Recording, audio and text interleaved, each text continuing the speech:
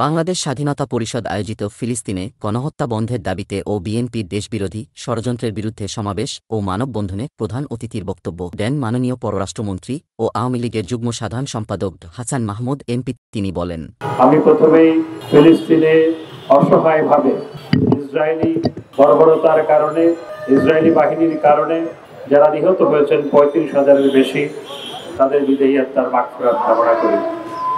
আর যারা আহত হয়েছেন, এখনো যন্ত্রণায় কাতরাচ্ছে, তাদের প্রতি সহানুভূতি জানাই, ফিলিস্তিনি জনগণের প্রতি সহানুভূতি জানাই। আপনারা জানেন যে বাংলাদেশের অবস্থান সবসময় ফিলিস্তিনের মুক্তিকামী মানুষের পক্ষে ছিল। সবসময় বঙ্গবন্ধু আমাদের এই নীতি স্থাপন করে গিয়েছিলেন, বঙ্গবন্ধু এই নীতির ভিত্তি স্থাপন করে গিয়েছিলেন। আমাদের নীতি হচ্ছে ফিলিস্তিনের মুক্তিকামী মানুষের পক্ষে। এবং বাংলাদেশ অক্টোবর মাসে ফিলিস্তিনে গণহত্যা শুরু হওয়ার পর বাংলাদেশের পক্ষ থেকে ফিলিস্তিনের জনগণের জন্য ভালোবাসা স্বরূপ তাদের জন্য শুকনো খাবার, ঔষধ সহ নানা ধরনের সামগ্রী পাঠানো হয়েছে। মাননীয় প্রধানমন্ত্রী ইতিমধ্যে আবার নির্দেশ দিয়েছেন যে ফিলিস্তিনিদের জন্য আরো সাহায্য পাঠানোর জন্য পররাষ্ট্র মন্ত্রণালয় সে নিয়ে কাজ করছে।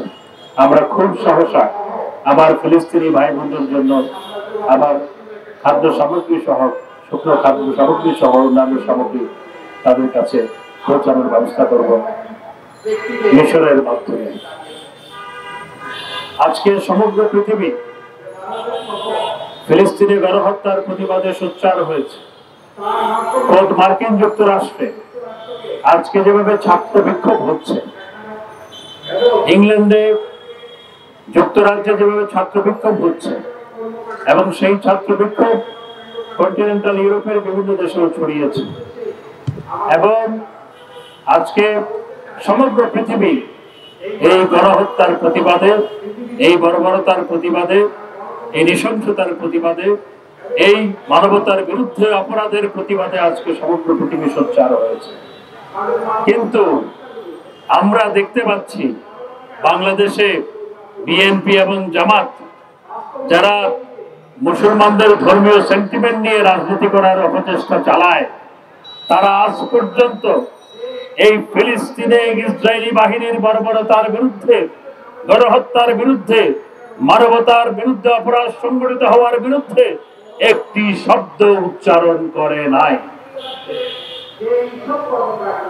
কারণ তারা মনে করে কেউ অসন্তুষ্ট হতে পারে। সেই কারণে তারা ফিলিস্তিনি ভাই বোনদের পাশে তো দাঁড়াই নেই, বরং এই গণহত্যার বিরুদ্ধে একটি শব্দ উচ্চারণ করে নাই। অবশ্য এটি হওয়াটাই স্বাভাবিক ছিল। আমরা দেখেছি যে বিএনপি নেতা, বিএনপির যুগ্ম সাধারণ সম্পাদক, চট্টগ্রামের নেতা, তার সাথে কিভাবে ইসরায়েলি এজেন্টের সাথে মিটিং হয়েছে। তাদের অন্যান্য নেতৃবৃন্দের সাথেও অনেক আগে ইসরায়েলি এজেন্টরা মিটিং করেছে।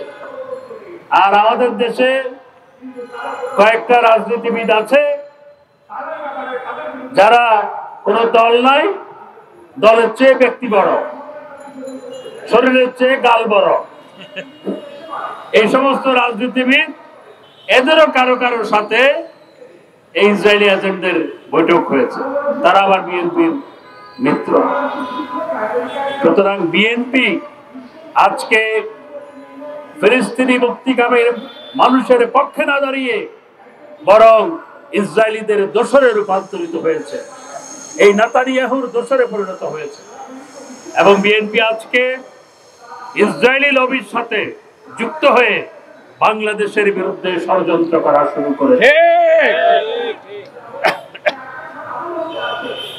তারা গত নির্বাচনে, বিএনপি জামাত গত নির্বাচনে তাদের পরিকল্পনা ভেস্তে যাওয়ার পর এখন আন্তর্জাতিক ইসরায়েলি লবির সাথে তারা যুক্ত হয়েছে।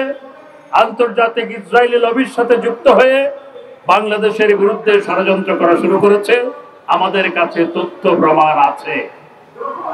সুতরাং এদের মুখ উন্মোচন করতে হবে। আমি আর কথা না বাড়িয়ে সবাইকে ধন্যবাদ জানিয়ে, স্বাধীনতা পরিষদকে ধন্যবাদ জানিয়ে আমার বক্তব্য শেষ করছি। জয় বাংলা, জয় বঙ্গবন্ধু।